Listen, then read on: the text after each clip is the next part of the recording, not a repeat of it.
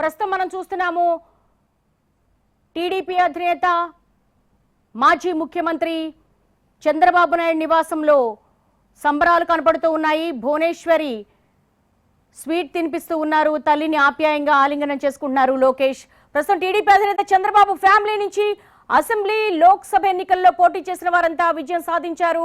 Assembly ఎన్నికల్లో కుప్పం నుంచి చంద్రబాబు పోటీ చేస్తే ఆయన తనయుడు లోకేష్ మంగళగిరిలో పోటీ చేశారు.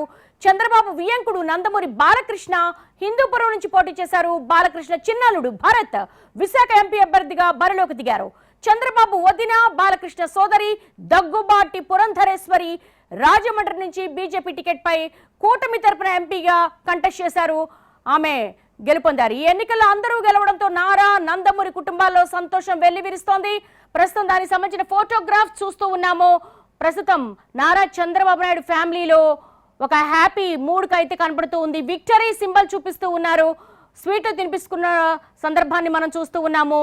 నారా భువనేశ్వరిని నారా లోకేష్ ఆప్యాయంగా దగ్గర తీసుకున్నటువంటి పిక్స్ అన్ని కూడా మీడియాకు రిలీజ్ చేశారు. ప్రస్తుతం ఆ సంబరాలన్నీ కూడా మన ఎన్టీవీ స్క్రీన్ మీద చూస్తున్నాము.